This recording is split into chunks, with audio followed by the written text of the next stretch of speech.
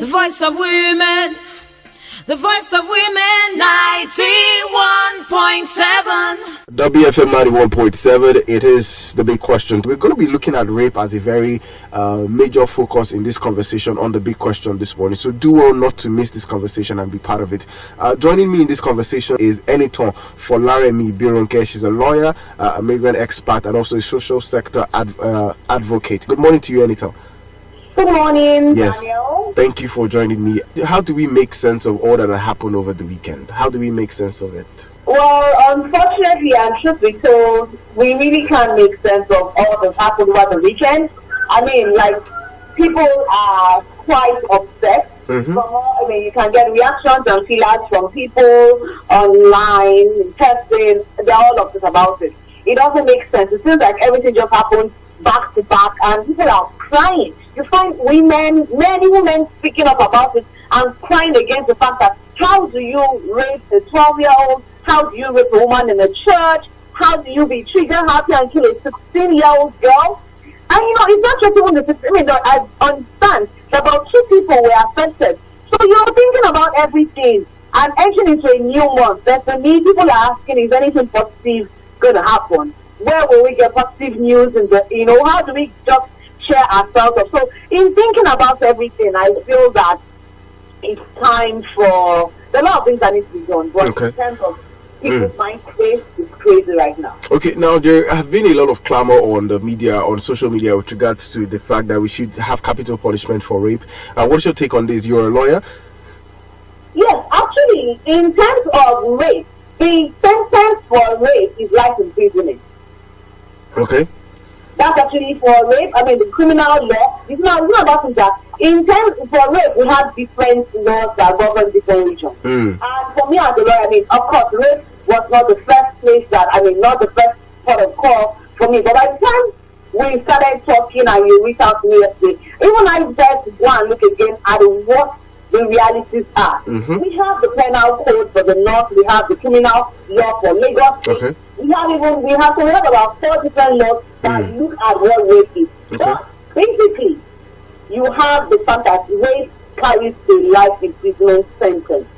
Now, the challenge is not asking for the sentencing or what the crime should be, whether it should be capital punishment, whether it should be killing. The point is it being implemented, and why is it not being implemented? I think that's a very important part of this conversation, because I watched certain stories of certain individuals who were wrongly accused, like in the US, and then they had to be jailed for. They've been jailed for. I was watching a story of a guy who was wrongly accused of raping a girl, and then he was in prison for about 18 years. He was in prison for 18 years till he was able to get justice, and then they were able to get to the end of it, and they finally found out that he didn't actually rape this person. Now this is like another country where people take their stand on this particular issue.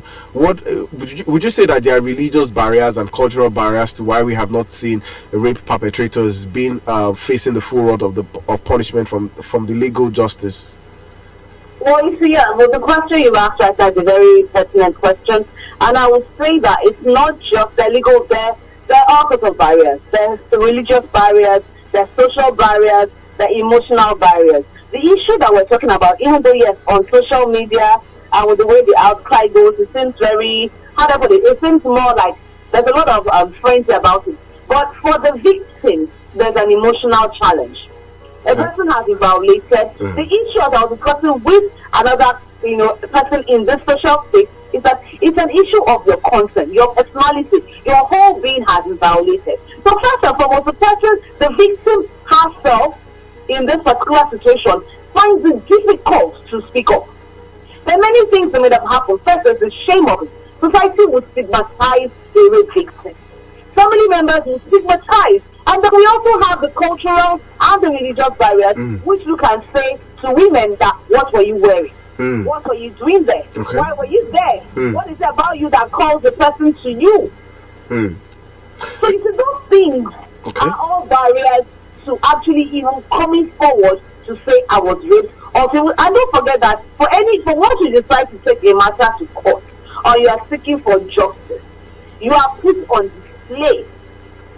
That's the reality of it. Which is why a lot of situations, you find that for a lot of things, people are hesitant to push to go to court. So you find that unless it's really, so you think, ask yourself, already the victim, there's no counseling, there's no psychologists or therapists that are actively working in Nigeria that properly promoted to say, okay, we work with rape victims. Of course, yes, we find that there are a few centers. I have seen that there are a few, I noticed and I observed that there are a few organizations that are trying to do it. But the question is, how much can external forces do if family members, imagine, I am very sure, and it's clearly shown, family members are usually feel that they've been shamed as well as the victim.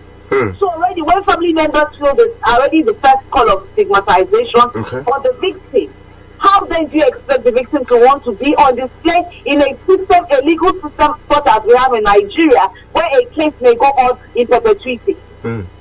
Okay, those are the challenges. Those are very pertinent challenges, but I want us to actually take our focus from the victim now and focus on the perpetrator themselves, because a lot of conversations have been raised on how we raise boys and the mentality that grows up in them to become men, and it's still very sad that a lot of people still quantify a woman being raped by how she is dressed. I don't still really understand the rationale behind that, because to a larger percentage there have been a lot of statistics to actually show that women are being raped by people that they actually know, family members. They are raped by close relatives, and all of these things are not how they are dress dependent. I was doing it. There was an NGO I was working with sometimes early of last year, and then they were carrying out a stat on how many women were raped in the northern part of the country, the region where like a lot of their women have to be covered from head to toe, and it was the number of reported cases in a month was actually alarming. And then they were like telling us this doesn't quantify to the number of exact cases that happen that are unreported.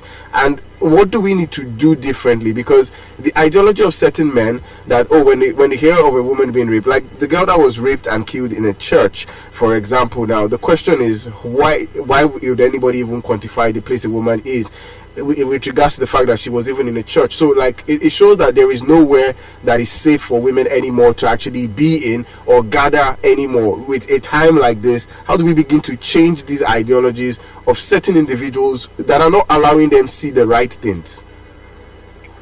Well, Daniel, you have gone to the crux of the matter.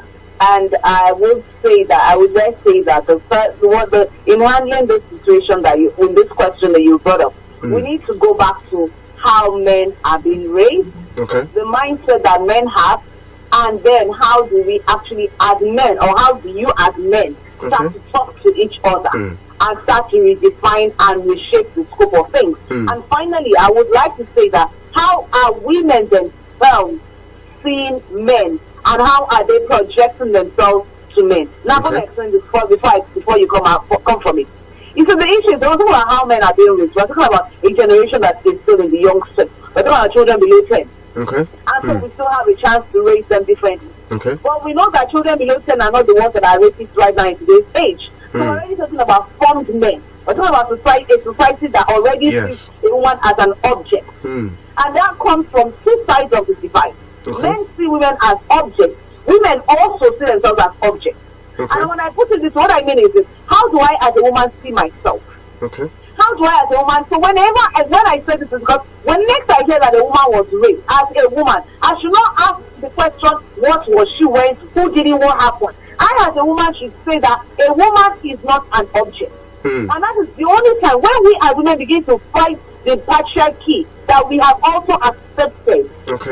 We begin to make men accountable and tell men that we're not going to take this nonsense from you. We're not going to accept your stories or your narrative. We have to stand up and say no, which is why I said that angle of how we as women are thinking. And so men also need to begin to tell themselves and tell each other that, you know what, women are the same as us. They're human beings just like us. They're not there for our pleasure. They're not there to relieve our frustration. You see, so they're not to be used.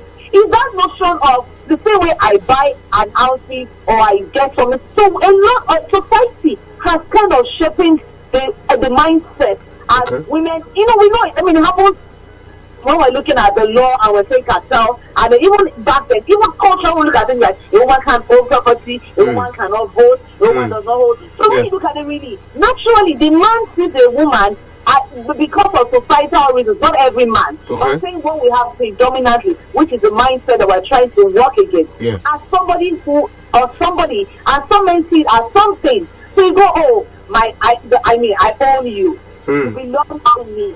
Yes, those things sometimes, when said in supposed loving situations, may seem right. But in the reality of it, imagine that mindset. So that's why a man or a group of men can think that maybe this lady who was in question had been followed, or some guy had been asking her out and she had refused, or she was not, blocking him, and then the guy probably called her and said, I want to try a lesson. And then they told her, we never can tell. I mean, I don't know the full details, but it seems very absurd. Yes. I don't think it was a random. I also feel it wasn't like random. It was planned. They have monitored her for a while. I am sure it seems that way, because look at it, and we know, we hear the stories, and people make excuses for men. They say, oh, men are babies. I said, as long as we women keep saying men are babies, we are creating problems. Because we know that babies have no control, or so we think. But I have had situations where, even a baby, a 6-month-old baby, if you spank that baby's hand for coming here from, that baby will look at you the next time he or she wants to do it. So even babies can be trained. So we need to stop perpetrating principles that men are babies, men need to be taken care of. And if men are frustrated, and when they're frustrated, they need to ease their attention. As long as we perpetrate those barbarian, I don't know the words to use right now, because I want myself not to get angry when I talk about this issue today. And so I will calm down, because it was really annoying. It is actually annoying. Talk about it because I knew that I was going to be too sensitive. Well, I figured that, this is oppression continues when those that can speak do not speak. And so I told myself, so you will speak about this issue. Much as I wanted to tell you that when you asked me yesterday. But I believe that we women have a role to play in the things that we accept. Acceptance. When slave trade ended in America, because even the black would say that we're not going to be slaves anymore. Yes. When you talk about acceptance, and it all, a lot of things come to mind. That can we look at? There are certain cultural factors that have contributed to this issue of acceptance. For me, I feel like there are certain religious factors that have contributed to this issue of acceptance. And while you were speaking on training, I was saying it this morning on the newspaper review that while I was in secondary, I went to a private secondary school, and for 6 years in my private secondary school, nobody spoke to the boys about sex education. And every year there were a sanitary parts company coming to the school, and then they would gather all of the girls in a hall and then begin to address them. But nobody was doing that for the boys. For 6 years I was in secondary school, there was never a conversation around sex education. And then I'm asking myself that all of these things that we talk about, maybe we might need to begin to change our focus and focus on the perpetrators of this particular crime and address the mindset of certain men. Because some comments I received this morning on the newspaper review make me wonder if some men actually have daughters, or they have wives, or they have sisters, because of the kind of things that they say. Somebody coming from the angle of, oh, it's because of how she was dressed, that the dressing of a woman has contributed a lot more to women being raped. But I don't know where that lie came from, because by the time there is a lot of statistics that have been done, we see that the number of women that have been raped from how they were dressed is not even compared to the number of women that were raped by the people that they expect to feel safe around. That's it. Yeah, you say, thank you very much. You're touching on a very good issue for me. Because in the last few months, interestingly, I have been doing a study, and I've also pushing out to a lot of men that I know about the principle of sexual transmutation. Now, there's a book that we all like to talk about, as Think and Grow Rich. Think Big and Grow Rich. I think that's the title.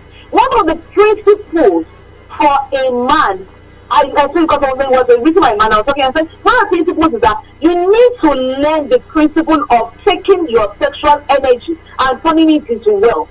Now, you see, for a lot of men, they've not been trained, like you rightly said, and how to think about it. So men just think naturally, men are visual, oh, men have urges, men are going to do what they need to do. And so they've just been allowed to run riot and just think it anyway. The truth is that there's no urge we have that we cannot control.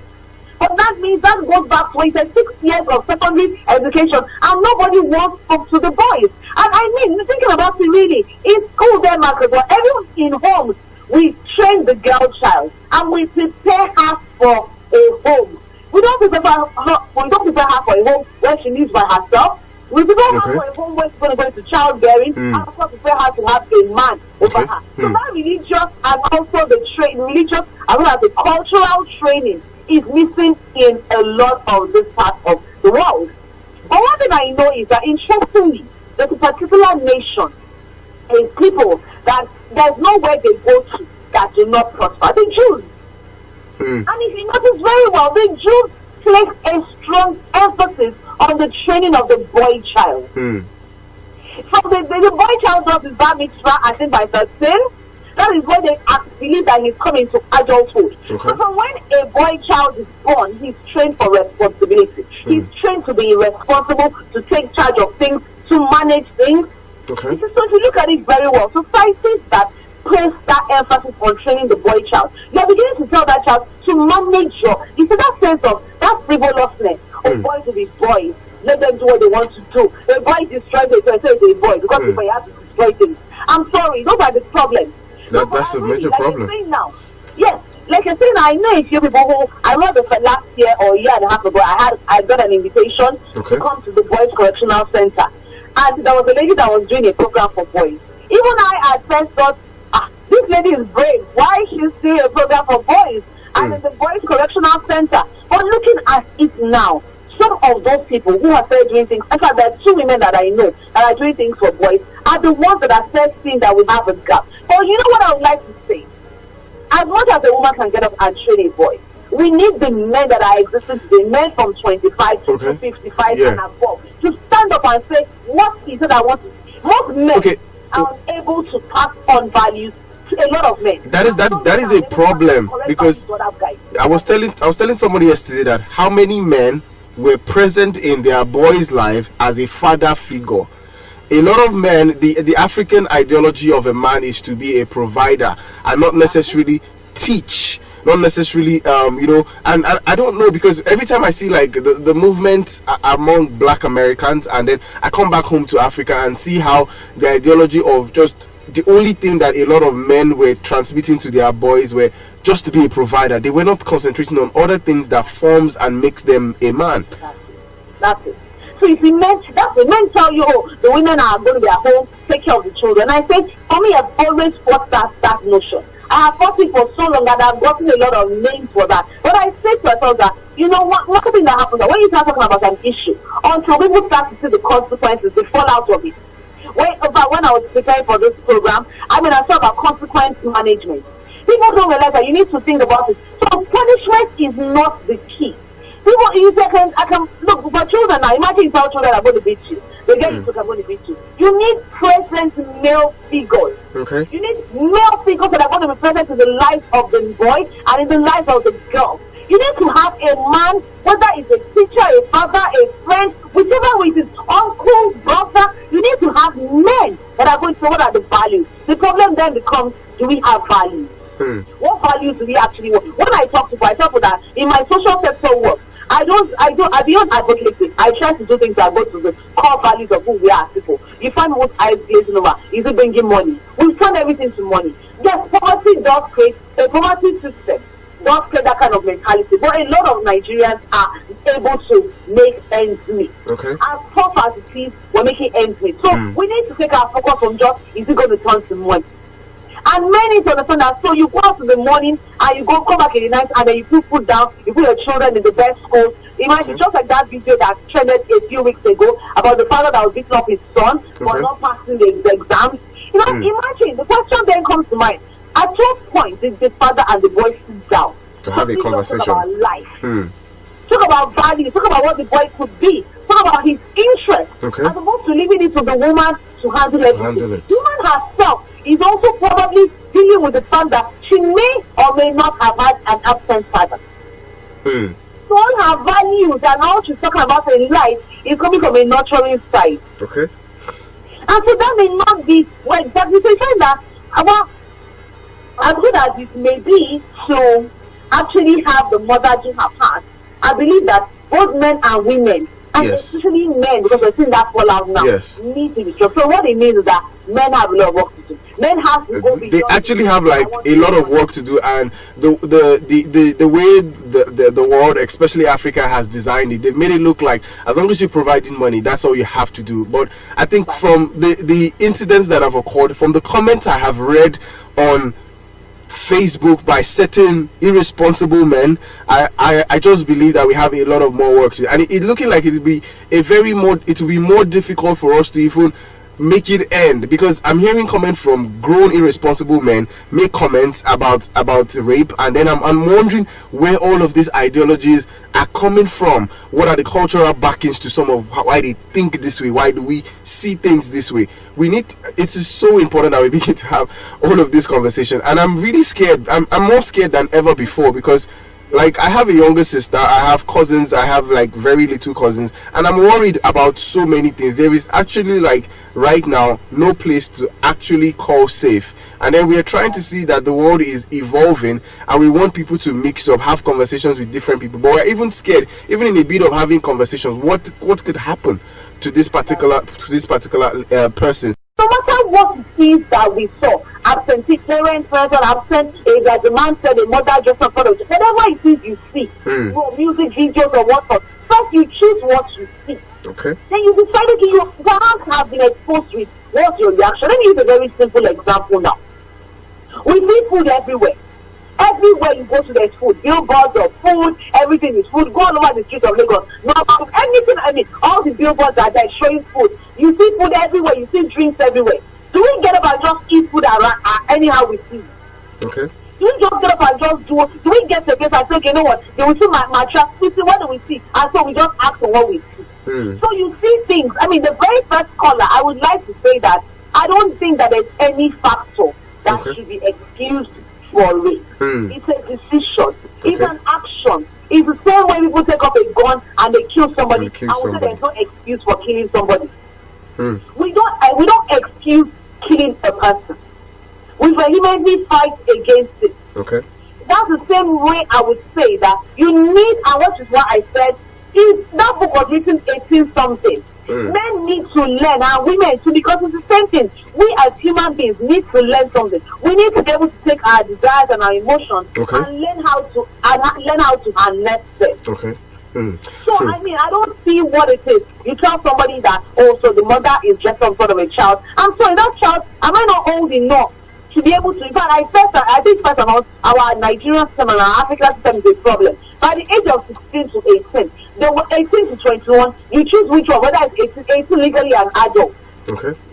So if I have raised a child to 18 and I've not raised that child with the ability to make good decisions, there's a problem. There's a problem. This is why one of the 10 life skills by WHO, World Health Organization, is decision making.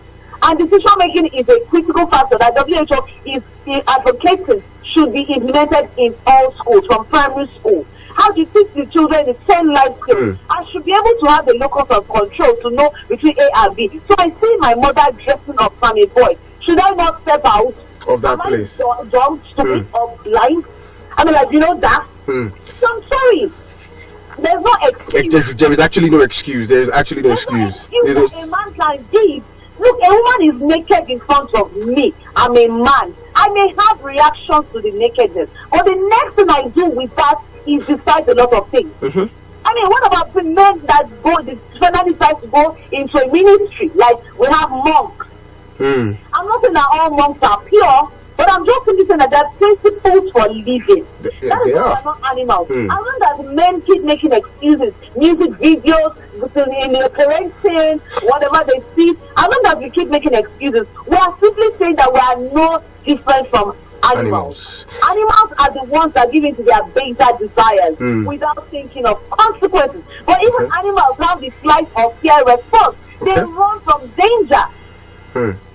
All right, we have to wrap up this conversation now, Anita, and I really appreciate the fact that you were able to speak this morning. And I believe a lot of people really want to have a lot of things to say, but time is really not on our side to do all of this. I'm hoping that before the end of the week, I might be able to see how I can wrap my head around something else to still keep pressing on this conversation. Thank you so much, Anita Adefolaremi Ibironke, for joining us this morning. Thank you for having me. Yes, do have a great day. Thank you. I hope that we can change the narrative. I'm really hopeful that we can change the narrative. I'm really hopeful. Thank you very much. WFM 91.7.